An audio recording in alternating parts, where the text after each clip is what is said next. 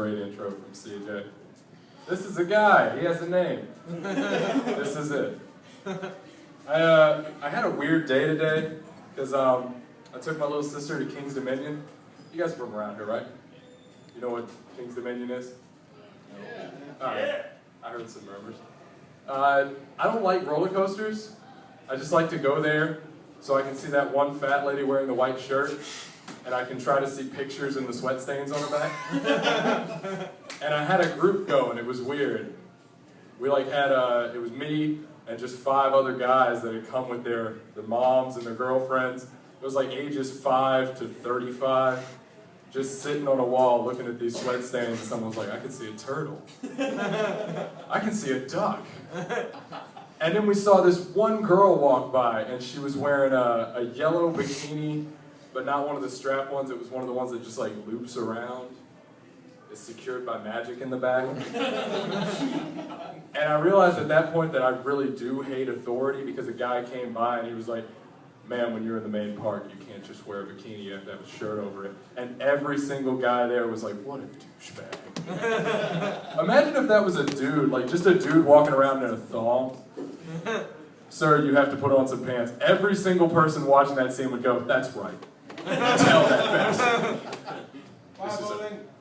Who's that leaving? Oh, everyone I love, just leave. Fine. No black women, no Jamel. That's the next closest thing for me.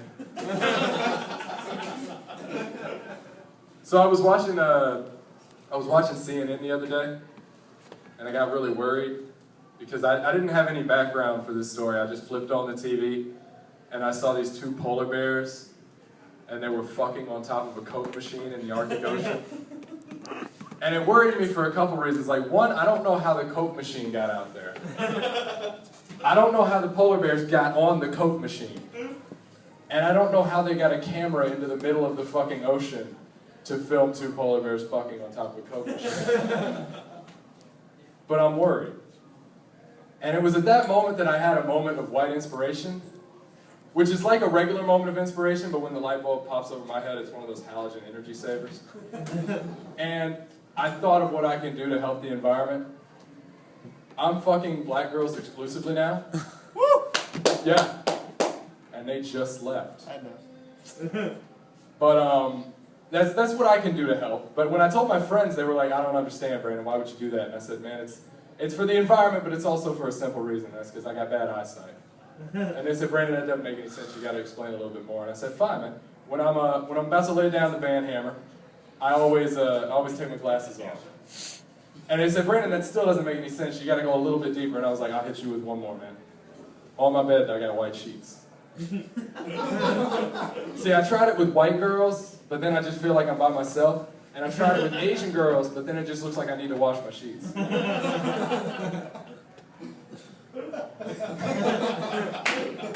Just real quick survey, is it just comedians left? Yes. And people from Glory Days? Hey. I just want to know if I can be honest with you guys. Yeah, there is your audience that is not somehow related to Woo! the people that are comedians. Awesome. Is Robbie still recording this? Yeah, fuck it, I'm putting it on YouTube.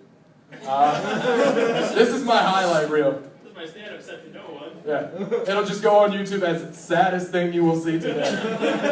No, that would be Sean. God bless you. Like 5 people got that joke. What's my next joke? Right. The other day, I was talking to one of my smart friends who just got back from college for summer break. And it always makes me feel like a piece of shit when I talk to my smart friends, because they just got back from like building a rocket in fucking home ec or whatever they do at college. And I'm just sitting here going to Nova, and they know that. But then they always like, Brendan, what's something interesting that's happened to you lately? And I'm like, oh, you want something interesting that's happened to me lately? You know what, I do have one story. The other day, I was watching Game of Thrones on my computer, downloaded illegally, so I live on the edge.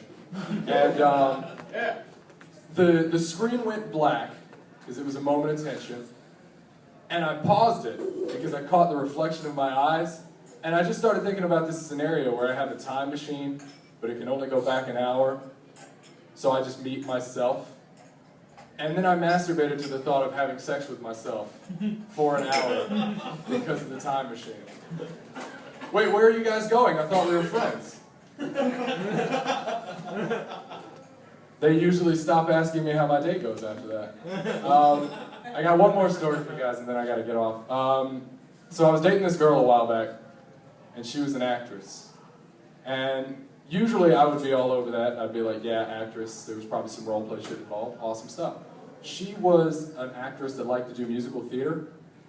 And if anyone hasn't dated a girl that's done musical theater before, basically what that means is her entire life revolved around this fantasy where she was a Disney princess. And I want you all, with me for a second, just think of the last Disney movie you saw. For me, it's Princess and the Frog. Just follow along in your head. Picture the movie. You got the princess right there. She's doing shit. She saves the day. End of movie. Did you see my dick in that movie? That's the problem I usually came to. But one day I'm sitting there at home, and she texts me, and she says, hey, baby, why don't you come over later? And I'm like, oh, yeah, that's a great idea. What do you guys want to do? And she's like, oh, let's watch Shrek. And I'm like, oh, that's great. We've seen that movie like 12 times since we started dating. And she says, after the movie, I might even get a little bit frisky.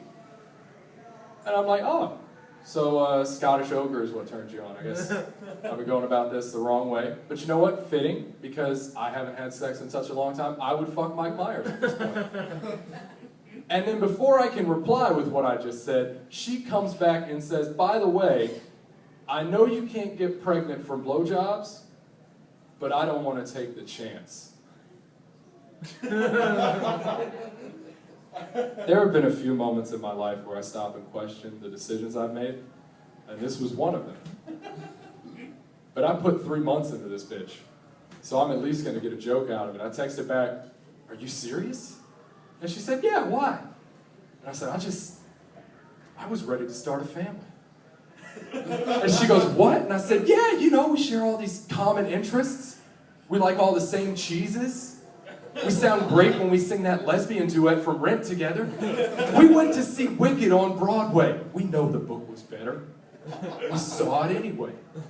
She comes back, I don't understand what you're saying. And I was like, I'm ready for this. Are you ready for this? And she said, I think we should start seeing other people.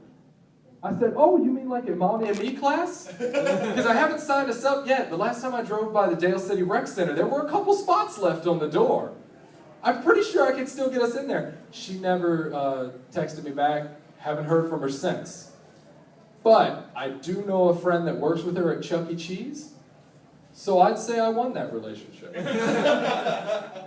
That's been my time. If you guys enjoyed it, we do an open mic at L&B Sports Bar / Pizzeria on Tuesday.